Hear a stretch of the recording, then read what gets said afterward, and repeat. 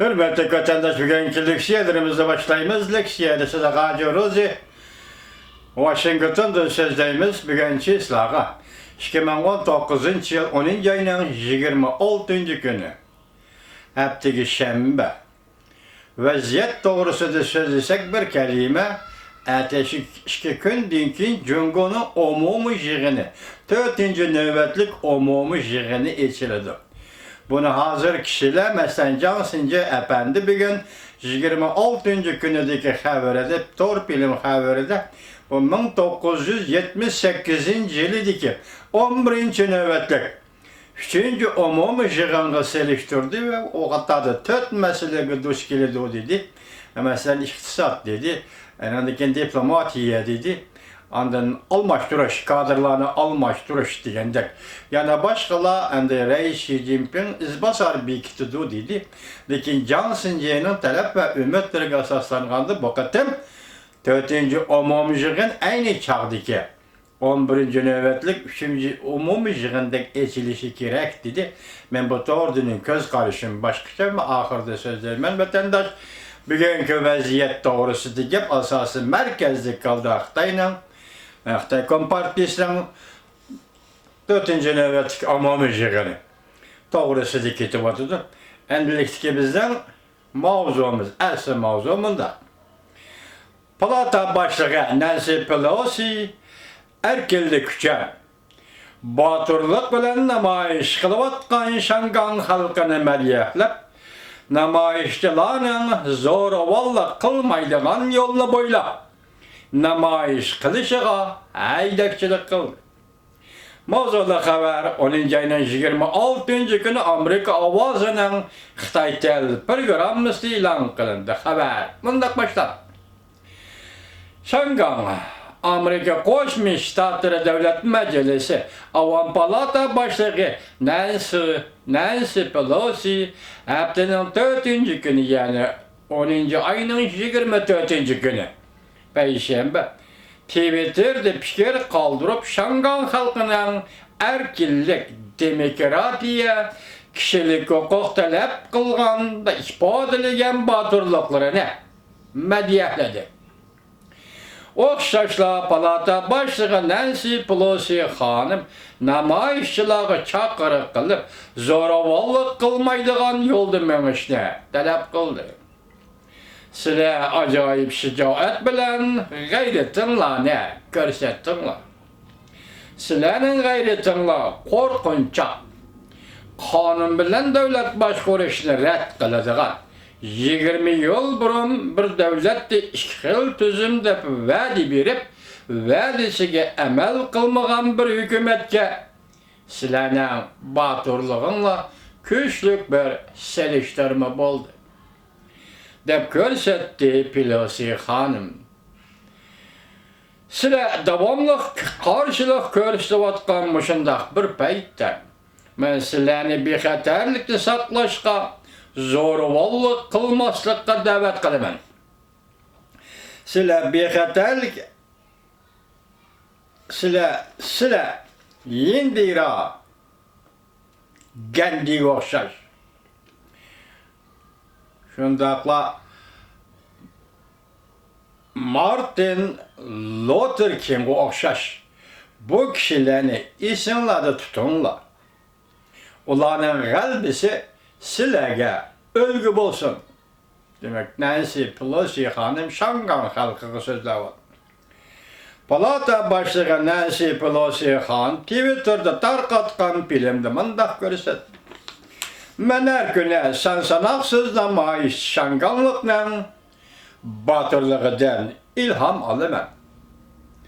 Ola demokratiya ve kişilik hukuk işlerini tirişçallık bilen ilgili sürüvatıdır.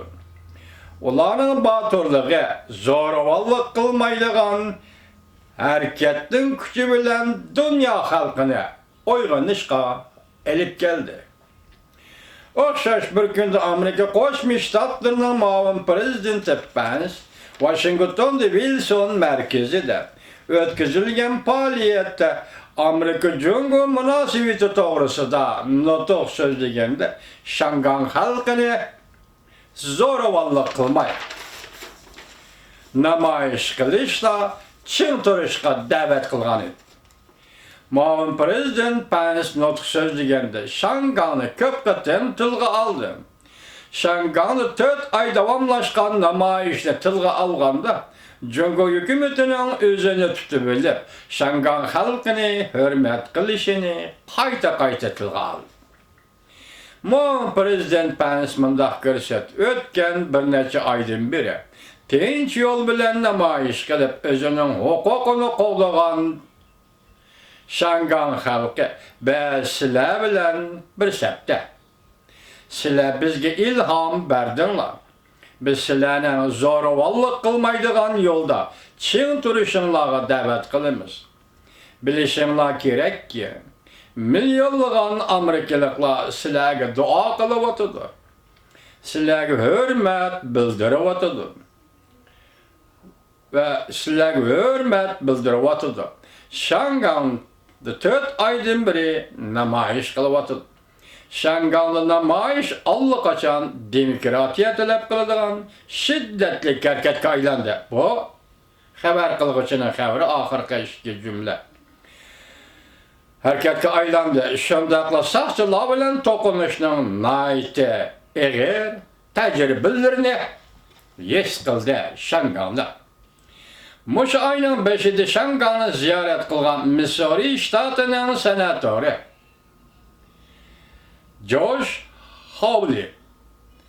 Uning ayning 23-kuni Kengash palatasining umumiy yig'inida nutq so'zlaganda Shangan xalqining erkinlik, demokratik talablarini zo'r kuch bilan qo'llaydiganligini bildirdi.